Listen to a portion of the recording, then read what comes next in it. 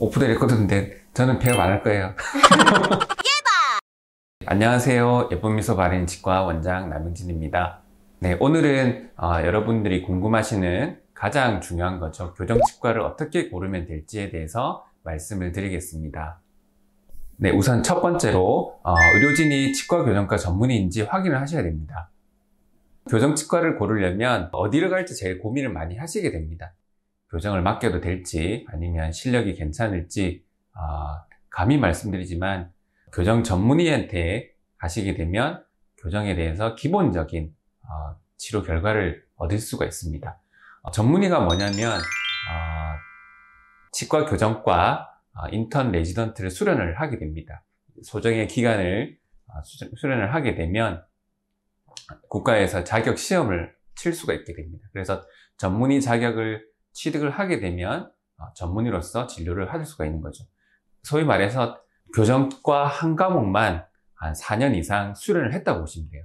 그래서 다양한 케이스, 그리고 다양한 연구와 그리고 또 발표, 그런 것들을 한 다음에 그런 자격들을 가질 수가 있게 됩니다.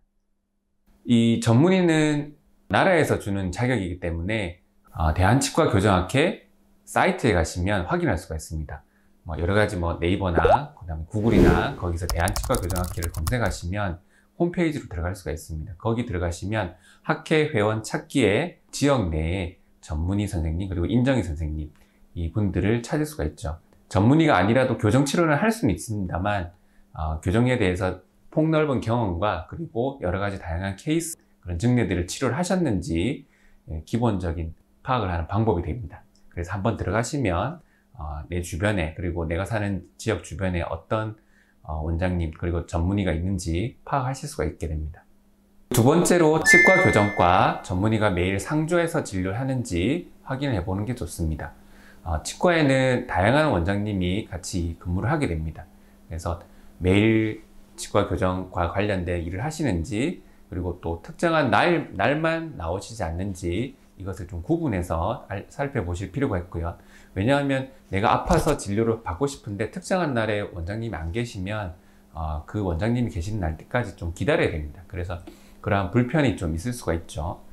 항상 그 원장님을 만나볼 수 있는지 그 부분도 확인하시는 게 좋습니다. 네, 세 번째로 담당 주치의 선생님이 치료 계획에 대해서 상세히 설명해 주는가 확인해 보시는 게 좋습니다. 제일 먼저 해야 될 거는 교정치료 계획을 세우는 것입니다.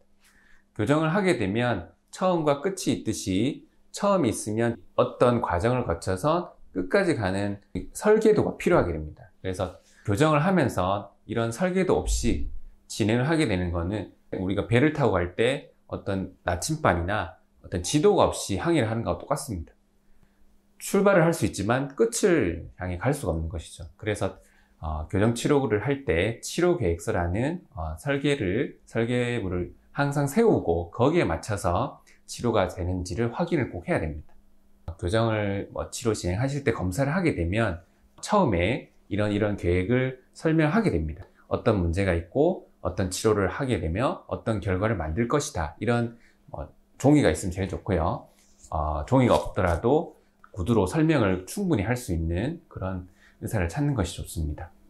그리고 네 번째, 한 지역에서 오래 치료를 했는지 그리고 여러 가지 증례가 다양한지를 확인을 해 보시는 게 좋습니다.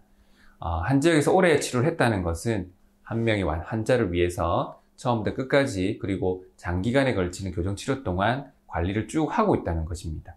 그리고 다양한 치료가 있는지, 다양한 증례가 있는지를 확인해 보셔야 됩니다. 보통 이제 치료를 오래 하게 되면 저 같은 경우는 한 15년, 6년 정도 돼 가는데요.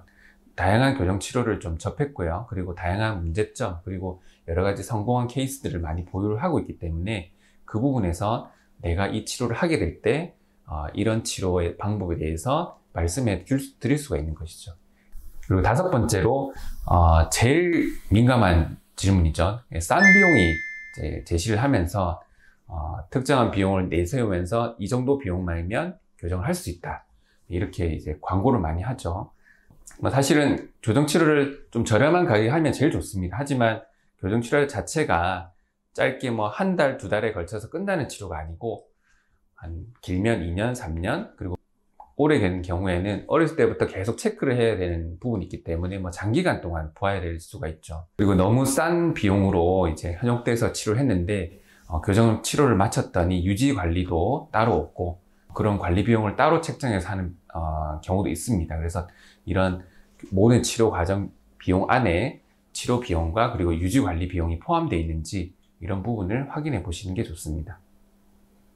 너무 낮은 가격을 책정해서 없어진 건 조금 그건 하지 말까요? 네. 근데 그런 경우가 조금 있었긴 있었잖아요. 네, 그렇죠? 네, 낮은 가격으로만 환자만 모아가지고 나중에는 막 문을 닫아버리고. 네, 맞습니다. 특정 이제 치과가 교정을 하다가 사라졌죠. 원장님이 다른 이유로 이제 폐업을 해서 그 치과는 사라졌습니다. 그래서 그거 관련된 여러 가지 소송들이 좀 많고요. 그럼 그 환자들은 어디로 가야 되나요? 일단 그 치료를 할 수 있는 다른 치과로 가야 될 수밖에 없죠. 원래 치과가 없기 때문에 비용을 또 내야 되나요? 그렇죠. 저도 이제 그런 경우가 있었는데 이제 서울의 모 치과에서 이제 치료를 받으시고 이제 치료를 할 수 없는 상황이 돼서 저희가 이제 와서 그래도 교정하신 만큼 일정 부분을 감을 해서 교정 치료 비용 내시고 그다음에 잘 마무리를 했습니다. 지금은 이제 최근에 몇 분을 끝냈는데 웃으면서 교정을 잘 마무리해서 다행이라고 생각하고 있습니다.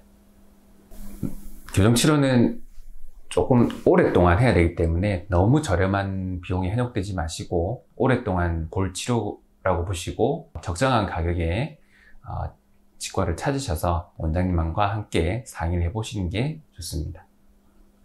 오프 더 레코드인데 저는 폐업 안 할 거예요.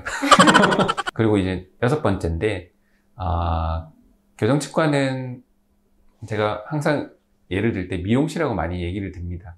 미용실은 항상 뭐 몇 달에 한 번씩, 뭐 한두 달에 한 번씩 가게 되죠. 근데 물론 머리도 잘 나와야 되겠지만 분위기가 그리고 하는 시술하는 그 원장님하고 안 맞으면 가기가 싫어지죠. 교정치과도 마찬가지로 한 달에 한 번 내지는 6주에 한 번씩 계속 내원을 하게 됩니다. 갔는데 너무 불친절하고 그 다음에 설명도 별로 없고 이러면 계속 다니기가 힘들어지죠. 그래서 항상 좀 밝게 맞는지 인사를 좀 하는지 그리고 의료진들이 항상 열린 마음으로 대화도 잘하고 그 다음에 필요한 부분이나 좀 뭐 힘든 점, 불편한 점이 있으면 자연스럽게 얘기할 수 있는 분위기인지 그런 부분을 확인해 보시고 나한테 가장 적절한 치과를 찾아오시는 게 좋습니다. 지금까지 6가지에 대해서 꿀팁을 이거 보시면 안 돼요. 듣고 계시라고요, 제 말을. 네. 지금까지 6가지 꿀팁에 대해서 얘기를 해주셨는데요. 그러면 동네 예쁜 미소 바르는 이 6가지에 모두 해당이 되나요, 원장님? 네, 됩니다. 열심히 하고 있습니다. 그리고 제가 가장 중점적으로 생각하는 거는 이제 치료를 잘 해야 되겠다는 생각을 하고 있습니다.